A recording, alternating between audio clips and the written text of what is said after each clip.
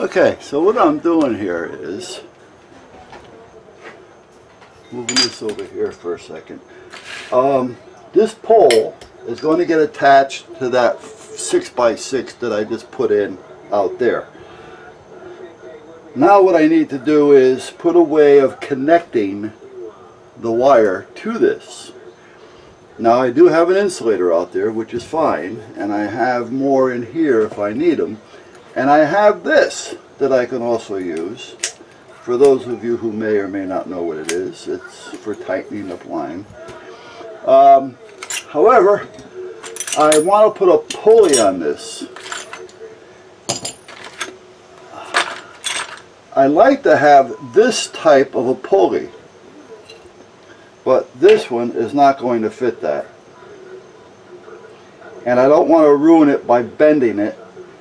And I really don't think I need a 10,000 pound or a 2,000 pound pulley. So that's what I'm working on now. Now I have this, which would probably be more than enough. But I'm going to have to do this with it. So I'm thinking about doing this. So that's what I'm doing now. This is an old fence post, by the way. I keep a lot of fence posts around because they come in handy. One, for fixing the fence, and two, you never know when you're going to need one for something. And in this case, as you can tell, or as you can see, I have a need.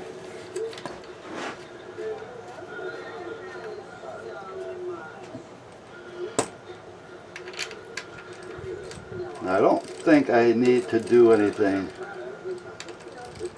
as far as it goes with stopping this from sliding down. Maybe I would want to do that. Let's see. Hold on a minute, guys.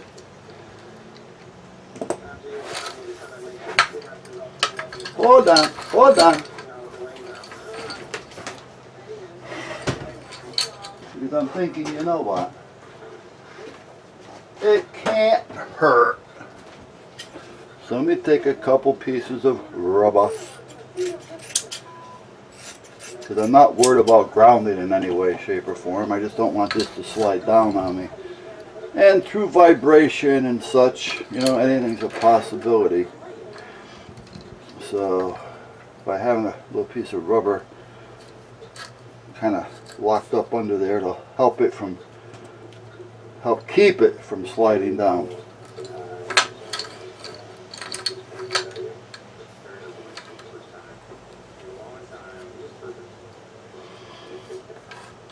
So I went to the eye doctor today,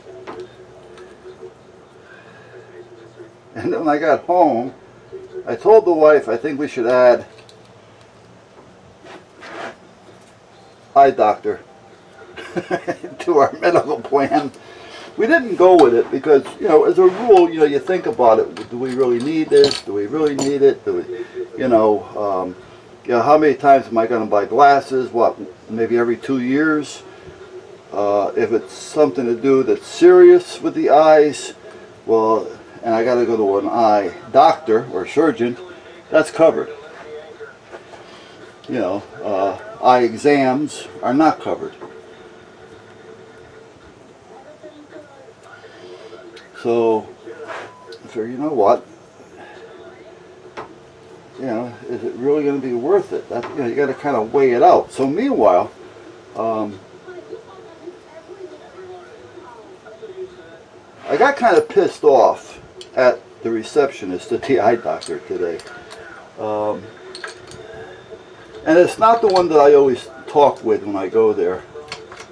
So I'm in the waiting room, waiting. And she comes in, and she says, I see we have a phone number here for you in case of an emergency. I go, right. She goes, and I see we have this, right. She goes, and I see that you don't have eyeglass insurance anymore. I go, no. She goes, well, what kind of insurance do you have? I said, I haven't got eyeglass. She goes, oh. She goes, would you mind if I see your card? I go, why do you need to see my card? I'm telling you, I haven't got eyeglass. I am going to pay you today, so there's no need for you to see my card. Well, we just wanted to have it on record.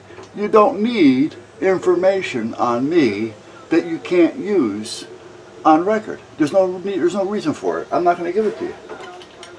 Oh, well, that's your prerogative. I know it is. Okay? So she got a little upset because I didn't want to give her my information. Information that she didn't need.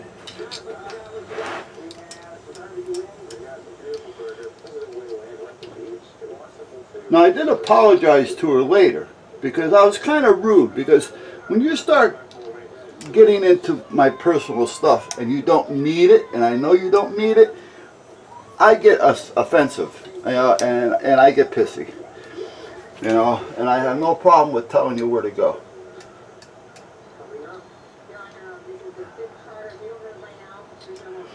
So, meanwhile, I seen the doctor, the eye doctor, and I did apologize to her before I left. So listen, I apologize if I was rude. However, if there's no reason for you to have that, there's no reason for me to give it to you, don't ask. And don't keep asking. It's none of your business. I apologize for the rudeness, but I just wanted you to know where I stand. So she goes, apology accepted, I understand. Okay, I really didn't care if you accepted it or not. But meanwhile, so much for that. I want to back this off a bit and then put some Loctite on it.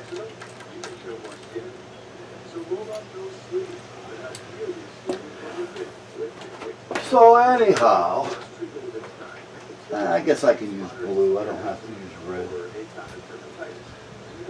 I had my eyes done, and he did find that I have, I don't know what the hell he called it, glaucoma, whatever. Apparently pressure on the eyes. He says, it's not that bad. He says, it's high. He says, but it's not that bad, but you don't want to let it go either. He said, so I'd recommend you getting a hold of your eye surgeon, and he will give you probably eye drops for it, and you'll be all set. I said, okay, thank you. He says, I don't treat that. He said, so I really can't do anything for you on it. Doc, just by finding it was enough. So we bullshitted for a while, and then he, and I was telling him about the, I guess you would call it double vision, I don't know.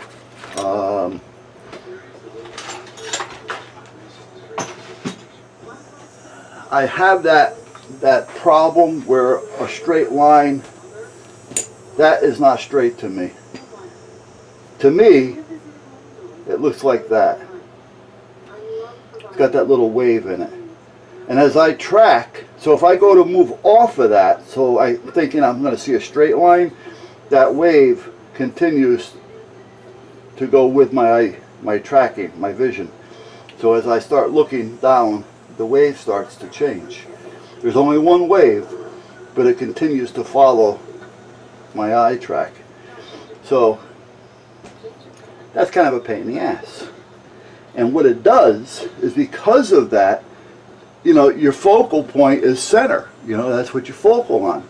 Your peripheral vision, yeah, you see out of it, but your focal point is usually center. And that's where I see that wave. Well, therefore, when I'm looking at something, and one eye is showing me a wave,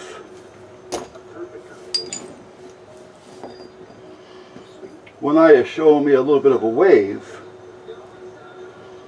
and the other line is showing me, the other eye is showing me a straight line. Right? When you're trying to read something, you're seeing this, and these two kind of combine a little bit, so you're seeing like a bleed over, you know, and it looks almost like double vision. in a way it is, where that is. And you can't look away from it because it follows the center focal point of your eye. So anyway, he says something about my prism, and he made some lens changes, and bam, came right in. And then he says, you have good eyesight. I said, well, gee, thank you. That's why I can't see anything. You know. And he says, well, I don't mean it's good eyesight for your age. You just have good eyesight. You know, your age is, you know, it's not good eyesight for your age. You have good eyesight. I go, well, that's nice to know. You know. He says, your only problem is that wave thing. He says, and, well, he called it something else. But in my case, I call it a wave thing. Alright, so that's where we at with the pulley. That's where we at. I got some blue Loctite on there, which means I can take it off, but it's not going to just flop around by itself. I do need, however, I got to find it though. Oh, I know where it is.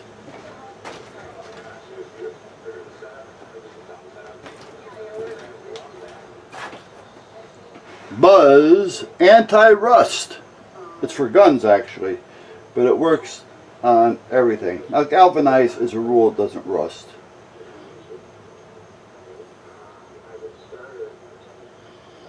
I'm going to try this out a little bit more, maybe another 5 or 6 months, and see how it works out. And then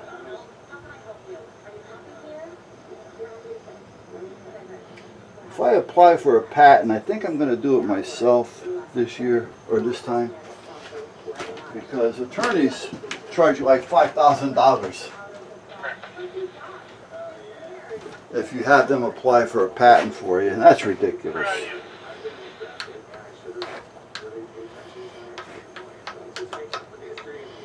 Okay, so that's done. Now I need a couple of clamps to clamp this to the pole with.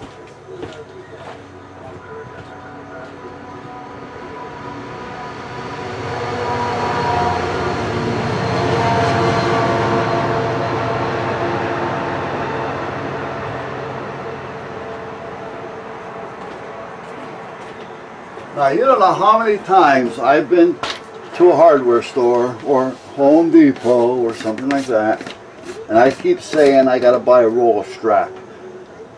You know, they have the roll, they call it pipe strapping.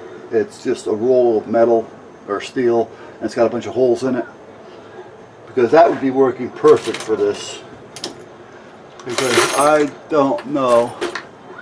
Are you seeing any of this? Well, I guess you are and you're not. I changed the camera angle here, so I have no idea what you're seeing or what you're not seeing. So, I don't know. Anyway, like you really need to see it. So now, I have to look for something to strap this down with. And what I do have is actually a little too big, you know? Or too small.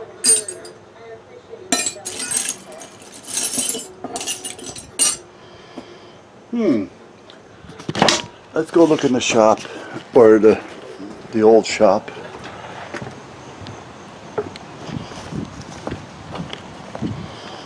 Nice day today. We're talking going into the 90s. Yesterday it was cold, today it's 90. And then let's hold this door closed.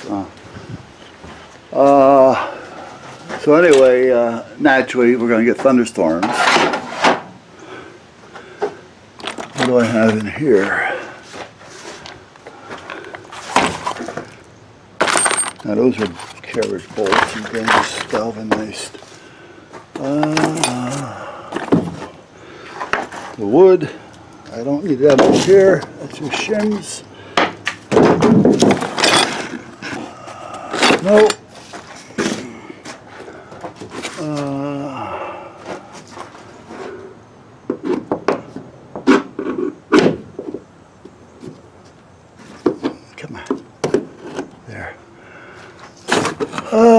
air horn. We don't need that in there. Elbows, extensions, more clamps. You know, I can probably get away with this. Yeah, I could probably. This may be the ones to do. These are larger. What do I have under here? No. No. What about in here? Oh, I'm so close you can't see.